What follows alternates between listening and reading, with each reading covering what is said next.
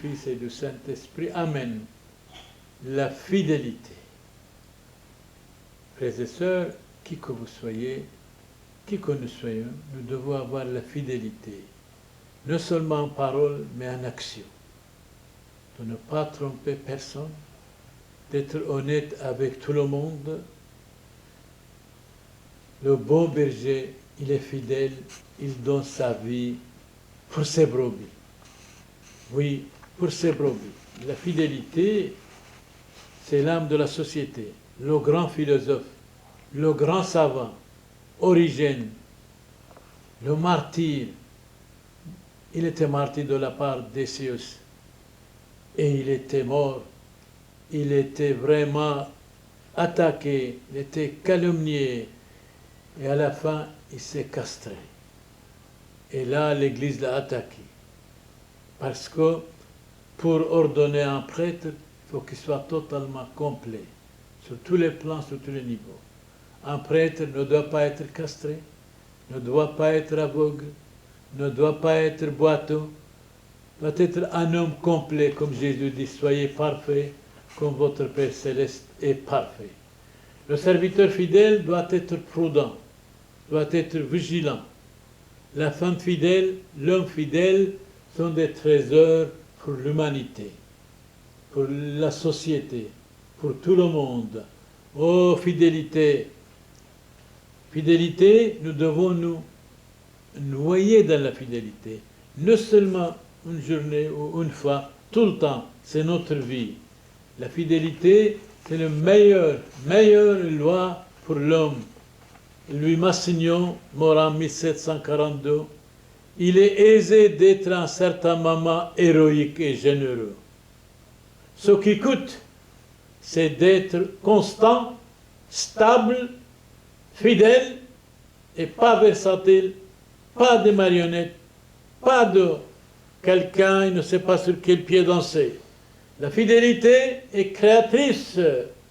Quiconque flatte ses maîtres, attention, tôt ou tard il peut les trahir. Moi je dis souvent, quand quelque chose ne vous convient pas, il ne faut pas être fâché. Il ne faut pas être sensible. Il ne faut pas répondre vite.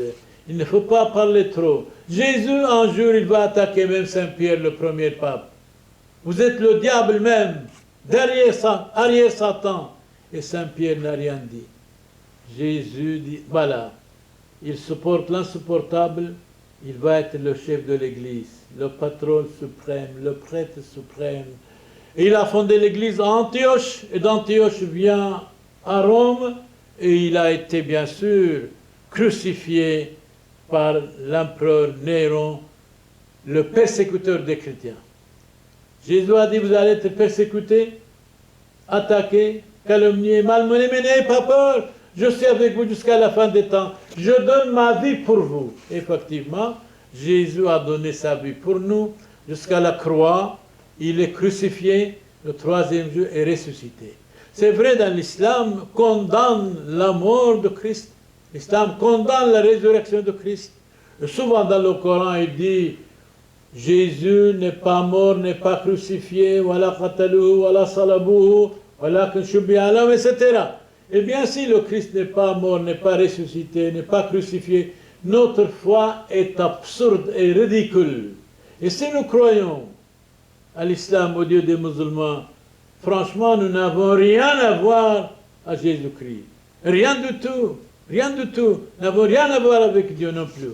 Dieu a tant aimé le monde, il a envoyé fidèlement son Fils bien-aimé, Jésus-Christ notre Seigneur. Jésus, nous vous demandons votre bénédiction. Aidez-nous spirituellement, aidez-nous moralement, aidez-nous religieusement, aidez-nous pour que nous parlions bien des saints et des saintes de la Vierge Marie. Surtout, pour que nous donnions notre vie pour vous, Jésus-Christ. Vous êtes la lumière du monde, éclairez-nous sur tous les plans, sur tous les niveaux. Merci Seigneur Jésus, merci pour nous tous, merci pour vous. Vous avez donné votre vie, non seulement en parole, mais en action. Vous avez dit, je suis avec vous jusqu'à la fin des temps, n'ayez pas peur. Le chrétien ne doit jamais avoir peur. Jamais. En avant. Jésus est ressuscité. Alléluia.